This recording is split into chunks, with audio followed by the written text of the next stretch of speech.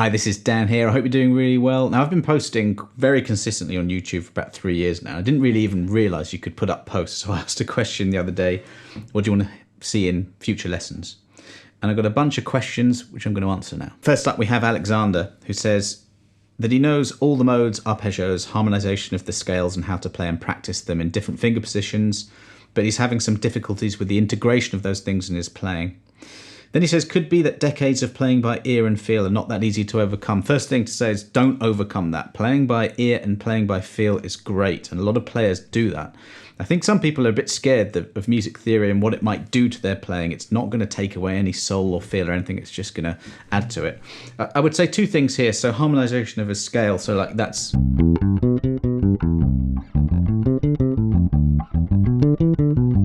that's harmonising a C scale. I've just gone up 3 notes there. There are the other notes.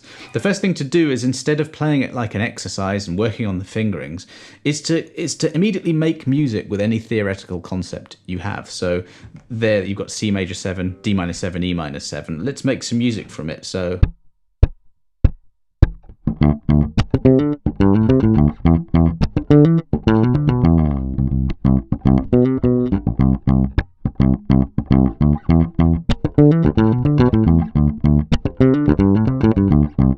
I'm really just making this up on the spot. I don't know why I chose to do that style, but I'm just going. I'm using the chord tones within there, and then actually, talking about scales as he is, over a minor, I'm using a minor pentatonic. Intellectually, I know that works. Over a minor chord, and then over a major. There's a chord tone. And this is C, so it's C major pentatonic. So I know the shapes like he does, but what I'm doing here is I'm making music from them, okay? Now, that's one way of doing it. The other way of looking at it is to work out your favourite bass lines and try and apply the bass lines to theory concepts. One example of that is a great bass line, Good Times.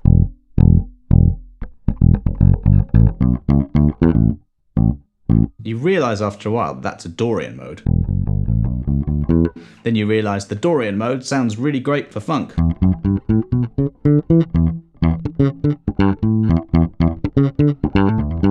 So you might improvise around that.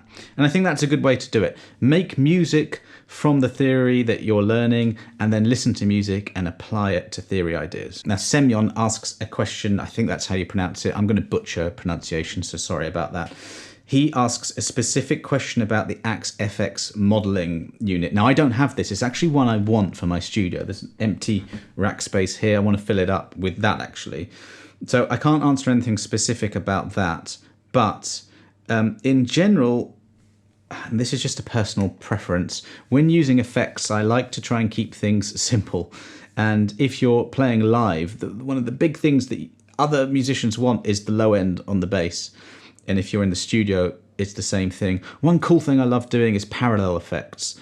And this is a very common thing that you see in bass recording, especially where you have your clean DI signal and you come out of that into an amp or into a very affected signal. So you've got 2 signals. One's very clean and pristine. One is that your sort of wet affected signal or overdriven or whatever it is. And then you can blend those in a nice way. Now, the Helix, HX Stomp, and the Axe FX, all these things, you can do that within the box. And he's struggling with getting a good sound with it.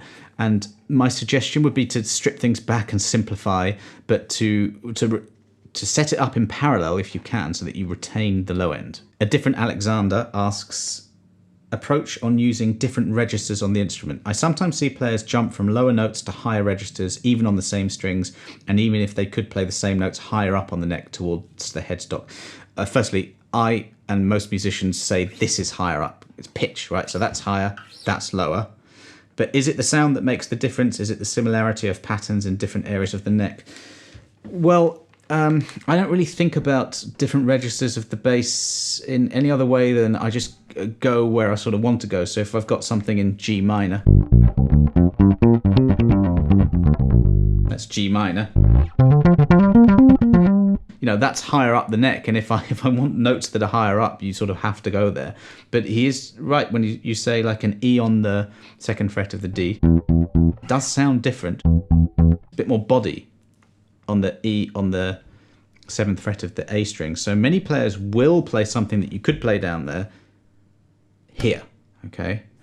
And they'll do that for tone reasons. But also, like if you were going like you could play that here. If you listen with headphones, you'll hear a slight difference. But here, if I wanted to do a fill, then by being here, I have access to a higher register of the bass without having to. But if I'm down here, maybe I do want to slide all the way. So for me, I don't think it's not a conscious thing. I think way back in the day when I didn't really know the patterns and I didn't know the shapes, I probably wouldn't have gone here. That's very obvious, right? So make sure that you learn your scale shapes all over the place so that you can express yourself. And I think that's what it is. It's ultimate expression can be had by knowing the patterns and the notes in different registers. Just because you do it doesn't mean you have to go there all the time, but it does open up things for you. Lawrence says, how much of a part do our fingers affect the tone of our overall bass tone? Should I always play directly over the pickups? I play smooth jazz on a 5-string P bass, and I love the warm tone I get from playing close to the neck. Well, if you love the tone, then keep doing that. A P bass has 1 split coil pickup here. This is a jazz bass, so it's got 2 pickups. But in answer to your question, it affects it a massive amount. I remember reading an interview in Bass Player magazine probably years and years ago with Pino Palladino, and he said, I can think of 100 different ways to attack the string with your fingers, and it's kind of true. So yeah, you get a warmer tone when you pluck, over the neck here.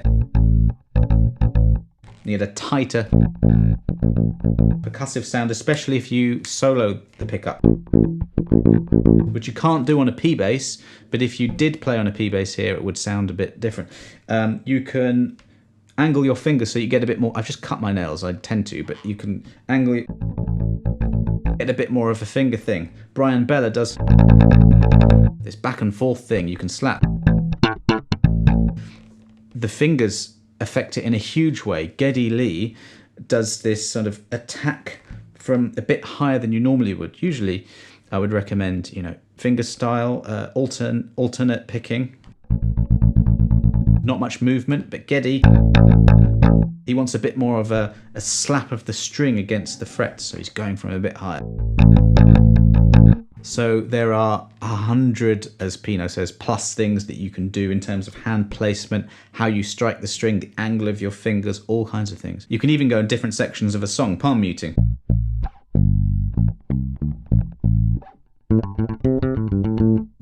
Experiment. We transition from real names to Mr. Classic Metal, who asks how to motivate oneself to keep on practicing and some easy fingerstyle funk songs to figure out.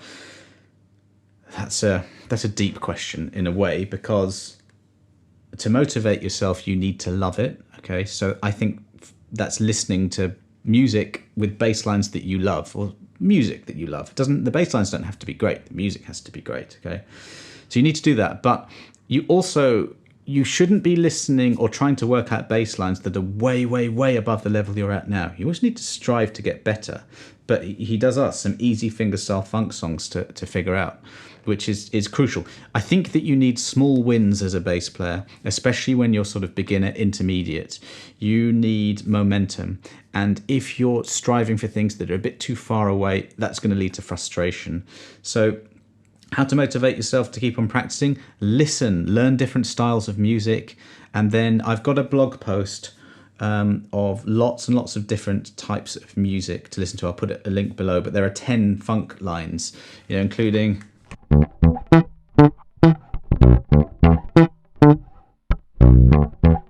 I think that's slapped, but you can play it fingerstyle as well.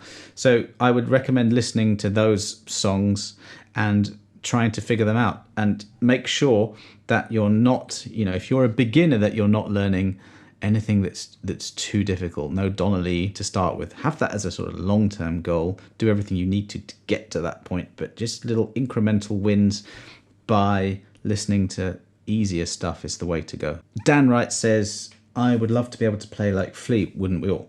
Problem is my slap and playing fast with fingers needs a lot of work. Any tips?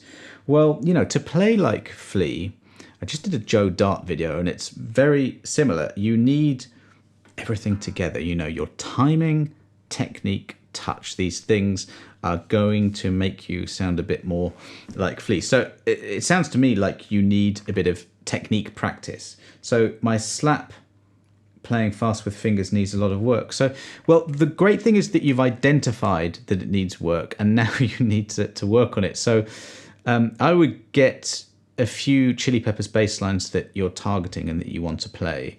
Now that I'm on the spot.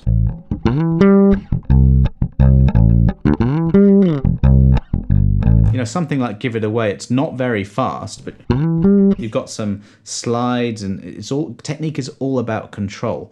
But that's A minor pentatonic. I would start to make up your own exercises. I do actually have a book, Creative Based Technique Exercises. If you want some quite difficult exercises, starts easy, goes quite difficult, you might consider that. But you can make up your own. What I did is I sort of focused on a particular technique and then made it up based around something musical. So you've got, I'll demonstrate. So you've got a minor pentatonic scale. Problem is my slap and playing fast with fingers needs a lot of work. So without a metronome,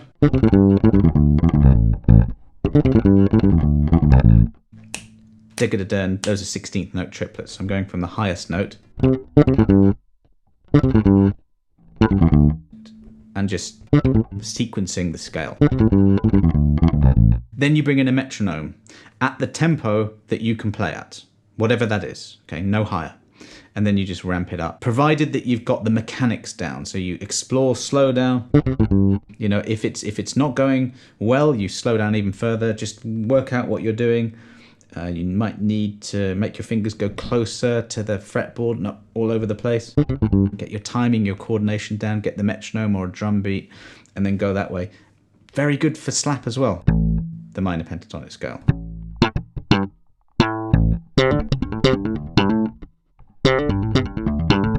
So there I'm just, you know, I'm exploring hammer-ons with a pop, and then a hammer-on with a thumb.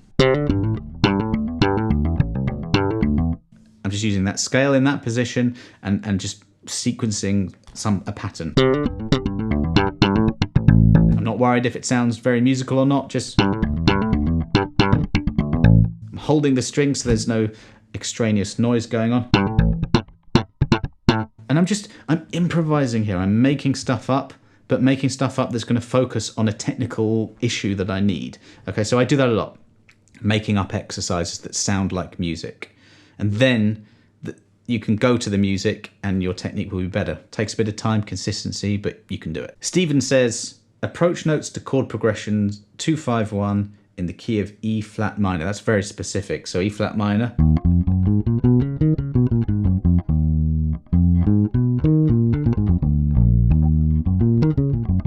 A 2-5-1 in a minor key has this. In this case, we've got F minor 7 flat 5. That's your arpeggio. Then we've got B flat 7. It's a B flat dominant 7. That's your arpeggio there. And then you've got E flat minor. First thing I would do is just make sure you know the arpeggio patterns and shapes. I happen to be on the A string here, if I went here.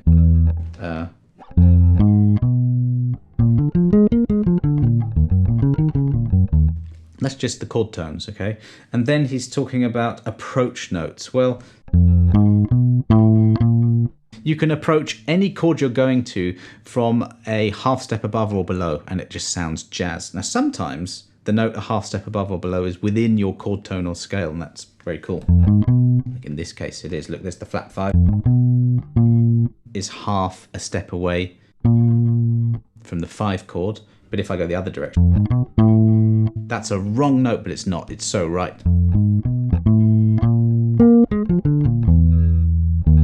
So you approach from a semitone or half step above or below will kind of always work. Chromatics, same thing.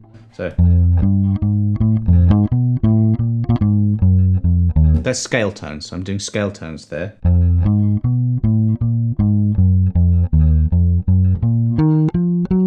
So I talked about chord tones, know your scale tones as well, and then just fill in the gaps chromatically, and there are a million ways you can approach from above or below. Paul asks a few things here. He's saying, thanks for the great content, thanks Paul. And he's saying, I've been playing bass now for roughly half a year, weekly one-on-one lessons. What I find difficult is managing practice. So let's deal with that first. There are so many exercises one could do, absolutely true, and I wonder, A, how to decide which to practice, and B, when I should regard one exercise as complete and thus move on. Well, I've touched on exercises before about making up your own thing, or, my exercise book, or any other exercise book that's good. You can go through one of these things. But I think to decide what to practice, you need to be kind of self-aware and honest. You need to know enough about bass to know what it's all about. Let's say you want to play a bit more like Flea from before. You're going to need hammer-ons. Fast fingers, and you only know that through experience.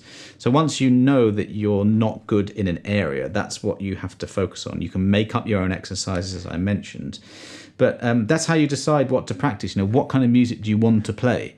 If you want to play like Victor Wooten, you're going to have to get your slap down. If you want to play like James Jamerson, then you never have to slap. Maybe you get a P bass with flat wounds and he used the hook, just one finger, but you wouldn't do that. You would work on your raking and your 16th note. Just have a game plan about what kind of music it is you like, and that's it. I would make exercises as musical as possible, and then when I should regard one exercise as complete and thus move on. Well, you can feel if something is easy, and conversely, if it feels frustrating or difficult, then you know that you've still got to work on it. Don't fixate on exercises. Learn music, and maybe 5 minutes on an exercise is enough. And then if you just try to get 1% better every day, that's a good thing. And then he goes on. He's been practicing Pop Life by Prince, can play it up to speed, but the sound is not really consistent and clean to my liking. Yeah, well, consistency and clean playing, it's good that that's what you need to focus on, because that's absolutely right. I've been keeping at it, but there's a little more improvement. It seems to me that you sort of do know that you need to keep on with that, so it's good. It's okay to cross these things off the daily practice list when it sounds good to you and when it feels good to you. I don't know what key Pop Life's in, but it's slapped octaves, isn't it? So there, I'm muting the E. I'm playing, let's just say it's in B. I don't know what it's in, but I've got first finger on B, pinky finger on the octave above it. I'm touching the tip of my first finger up against the underside of the E string, so that's not going to sound. That first finger is also touching the D, so I'm also altering the pressure to control the note length. So all these things I'm conscious of, right? And I'm working on the placement of the hand. There's loads of different ways. This is how I'm doing it, very parallel to the string. And as Paul mentions, clean is absolutely vital. So like if I didn't do my muting thing, it wouldn't be clean. So you've got to get your muting together and consistent. It's down to your technique and your timing and your touch.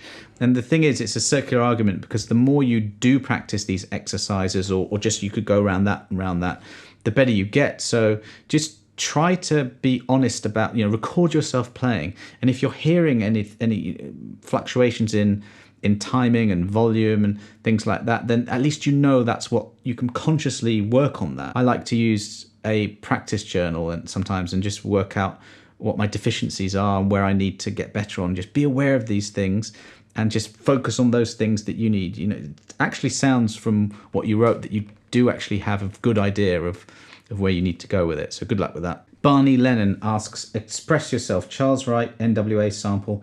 Think it's just E flat major scale. Can't quite get it all yet. Well, I mean, you know, I do like to know about keys and things, but you don't have to know the underlying theory to be able to play a bass line well. But yeah, it is. It's something like this, isn't it?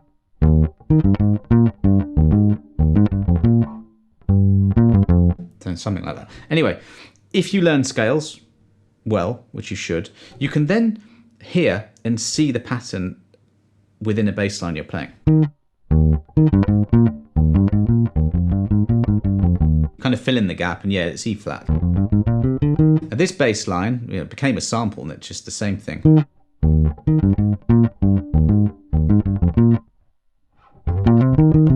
Now, if I know that it's in E flat major, then I can...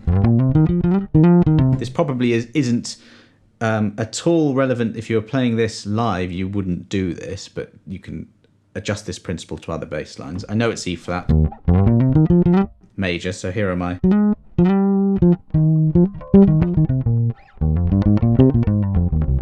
I'm mainly doing E flat major pentatonic there. So by knowing the key, then you can fill in the gaps a little bit. You can also make up your own bass lines sort of based around this if that's what you want to do. So yeah, we're in E flat major.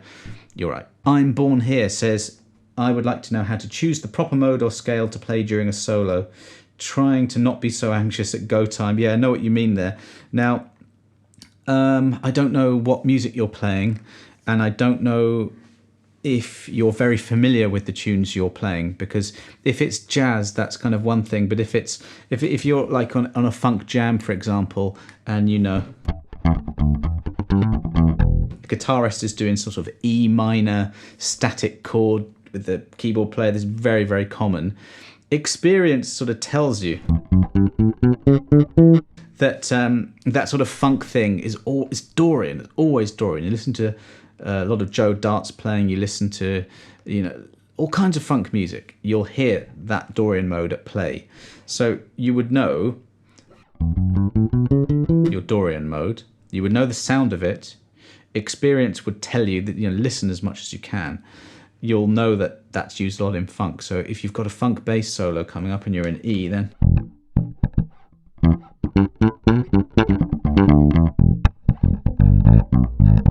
you know that that's going to work, okay? I did a lesson recently that was deliberately using two different modes. So we had a Dorian on E, and then we moved to E flat major 7. And that is not related to the previous key. That's a Lydian mode. And, you know, I think, I'm not sure if you know the modes, but certainly you need to know them. You've got major scale modes, you've got 7 of them, okay? Ionian, Dorian, Phrygian, Lydian, Mixolydian, Aeolian, and Locrian, okay? Now, don't worry too much about learning the names, but you can use those modes over chords. So if you have a 2-5-1 in the key of C, the 2 is D minor, you can do D Dorian. G7 is the 5. That's G Mixolydian, and then C Ionian, C major. So, you know, this was specifically about soloing, and jazz soloing is a little bit different. You know, a lot of players like to play vertically, as in outline the chord tones.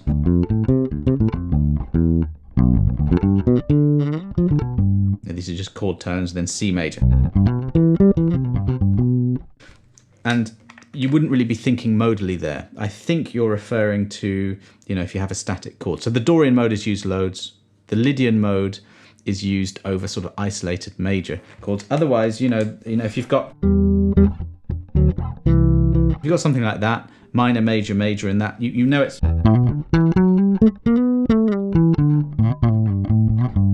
that's your Aeolian or your natural minor. And then you've got your major scale. You know, major scale, minor scale, they're modes, Ionian, Aeolian. They're used a lot in soloing, as is the Dorian. And if you've got a sort of, I don't know, soul kind of thing, the Mixolydian mode is used a lot. So I think it's like listening to the kind of style of music that you're talking about and finding out what modes as I mentioned, just a tiny handful, what happens most, and just learning those ones. Connect your ear to the mode and you're going to be in a much better place. Matthew asks, I would love to hear your habits, what you gravitate towards playing when you first pick up a bass to test it out or solo, what your preferred tone is, who you wanted to emulate growing up. Loads of questions. So let's go from the first one. Habits, what you gravitate towards playing when you first pick up a bass to test it out or solo. Now this actually, I've got, I'll show you here. I've got a list of things I want to do for a video based on this, because if you do pick up a bass, you know, at home or even in a shop, you do need, there's so many things that you can do, you know. Do you play like a sort of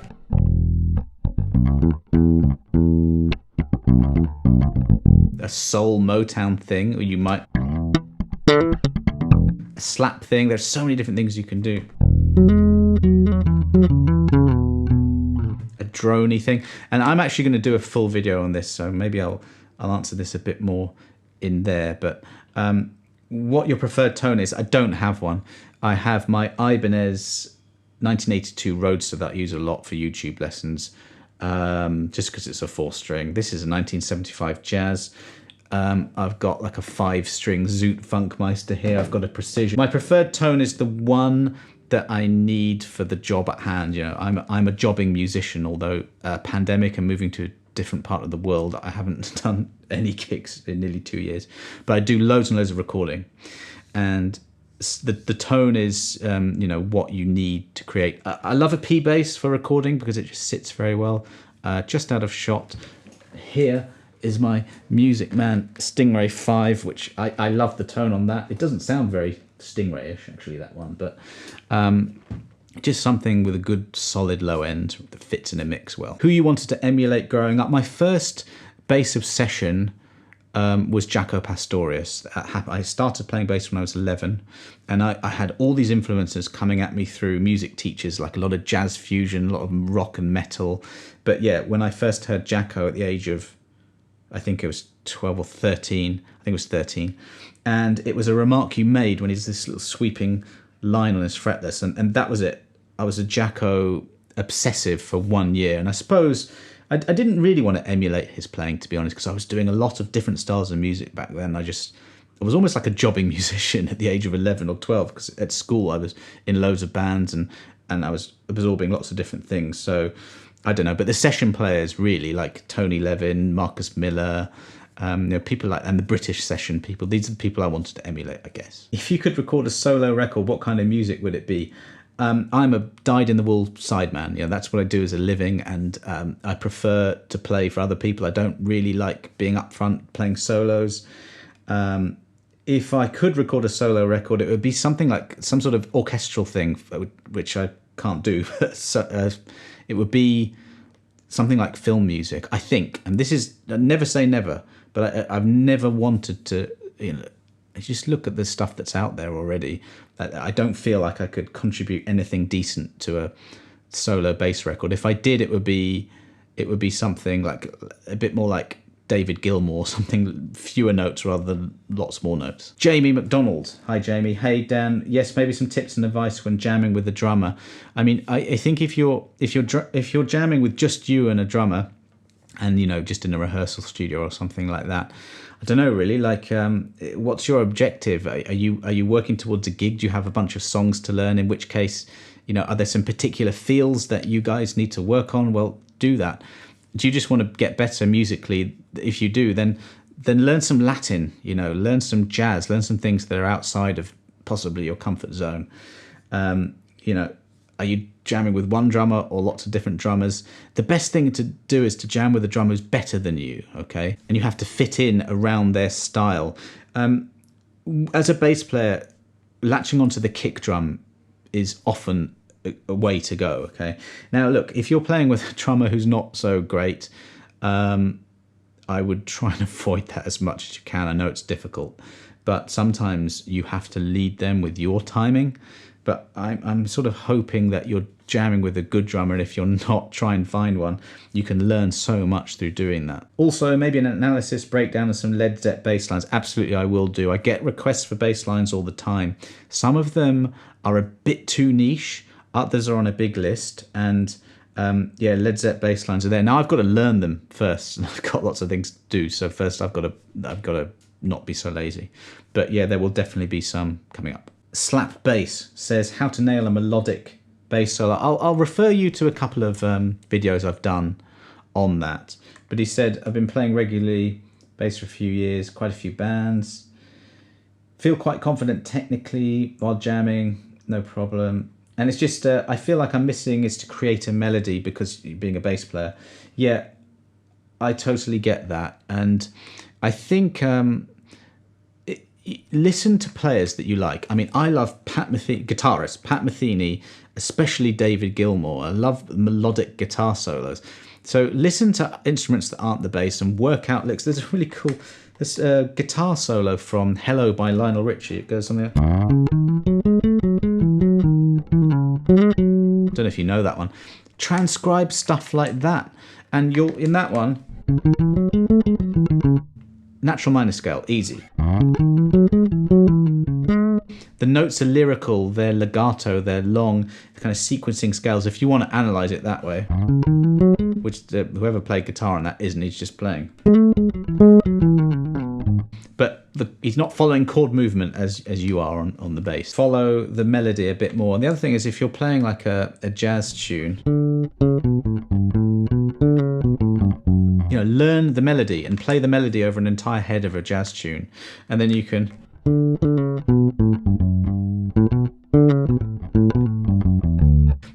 fill in around it, and it's just scales, isn't it, at the end of the day? Well, not just scales, because you're applying phrasing and as you say, melody. Listen to melodic players.